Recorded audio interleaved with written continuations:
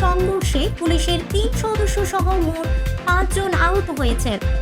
৭১-এর বাংলায় রাজাকারের ঠাঁই নাই, এই স্লোগানে আজ উত্তাল হয়ে ওঠে ঢাকা বিশ্ববিদ্যালয় এলাকা।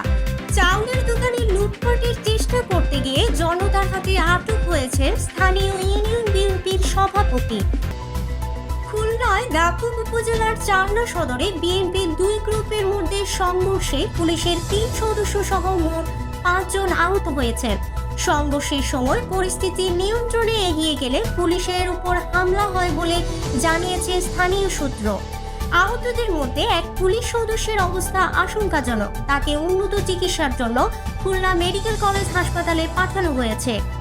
সংঘর্ষের কারণ নিয়ে তদন্ত চলছে বলে জানায় পুলিশ, তবে স্থানীয়রা বলছে নেতৃত্বের দ্বন্দ্ব থেকে এই উত্তেজনা শুরু হয়। ঘটনার পর এলাকায় অতিরিক্ত পুলিশ মোতায়েন করা হয়েছে, পরিস্থিতি বর্তমানে নিয়ন্ত্রণে রয়েছে।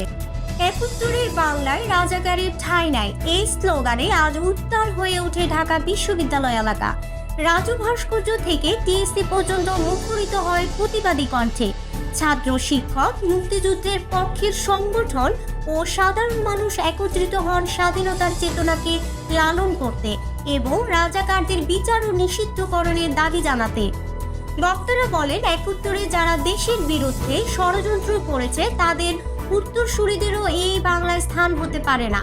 প্রতিবাদকারীরা হুঁশিয়ারি দিয়ে বলেন, জাতির আত্মত্যাগের অপমান কোনোভাবে বরদাস্ত করা হবে না।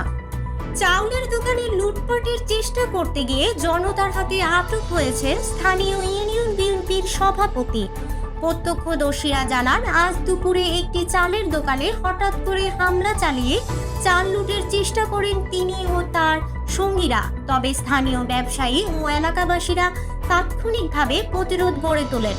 পরে উত্তেজিত জনতা তাকে ধরে ফেলে এবং পুলিশের সোপর্দ করে। পুলিশ জানিয়েছে, এই ঘটনায় আইনগত ব্যবস্থা গ্রহণ করা হচ্ছে এবং বিস্তারিত তদন্ত চলছে।